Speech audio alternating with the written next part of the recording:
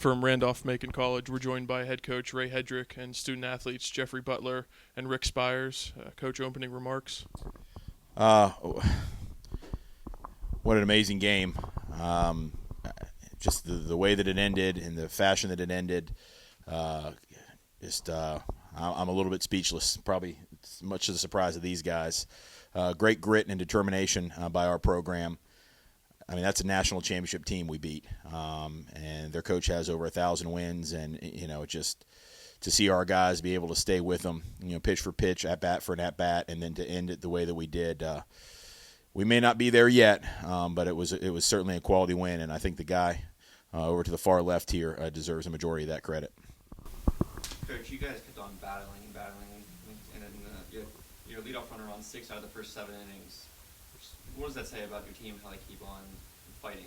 Well, I think, our Coach Rhodes, CJ Rhodes, our assistant coach who works with the hitters, I think he has a good plan in place each time for the hitters. There's a good approach in place, so to speak, and I think they just battle. I don't think we're easy outs. I think sometimes we swing at some pitches we probably shouldn't, but I think for the most part our hitters, they go up there and they battle, and they'll fight off pitches, and even if the end result isn't what we want it to be, in some cases we still we're tough and we make the other pitcher work. And that's what I told our guys early in the game. Like, that kid was going to compete. Even when we weren't having successful at-bats, we were having successful at-bats because we were making him work. It's good that we got those hitters on. It's bad that we only scored 2 runs. So I guess it's glass half full, glass half empty. Great performance for today. You were just as consistent in the 9th inning as you were in the first. What was working so well for you? And in the later innings, was a little bit of adrenaline kicking in for you? Well, I think most of my pitches were working well today. Nothing stood out in particular to me. I was just I got in a groove after my first inning, which is usually my tough inning anyway. So once I got through that, I just got comfortable and just kept going with what was working.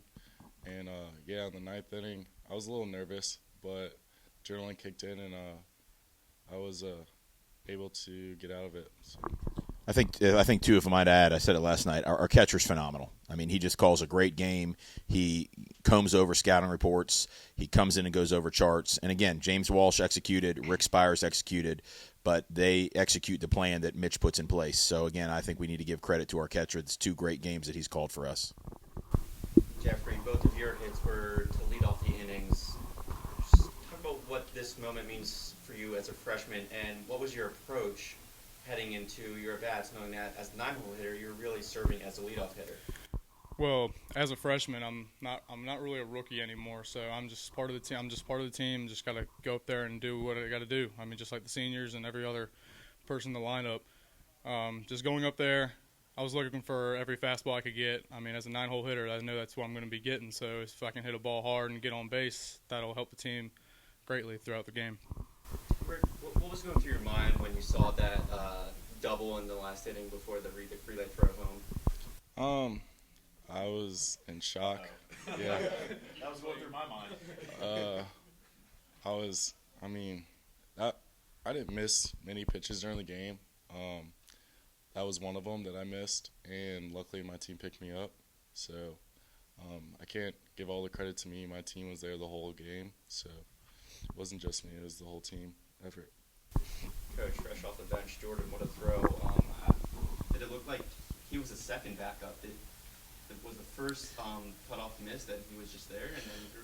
Well, one of the things we did when we first got here is we worked on our tandem relays in those situations. Runner on first base is occupied, and a ball that clears the outfielders.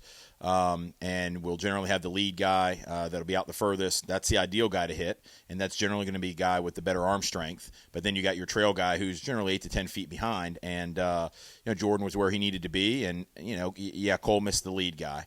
But Jordan was in the spot he needed to be in. We had worked on it. We've done it the last 2 games prior to in infield, outfield. So I think our guys were ready, and that's Jordan came off the bench. He missed an opportunity to turn a double play, which was kind of our Achilles heel throughout the day. We kept giving Wooster chance after chance after chance, but he certainly made up for it with that relay throw. I mean, that's just a crazy way to end the game. Jeff, can you talk about the mood in the dugout especially after the 4th inning? Jackson said had a lot of guys on through the first 4 innings and left Well, at the beginning, when we were just stranding runners and not doing our jobs, there was a lot of frustration. Everybody was just getting frustrated with each other, and I mean, we knew that it would come out eventually, that we would start pulling together runs. So, and when later in the game when we started bringing in the runs, then the tension started to ease off, and then we knew that we had a chance.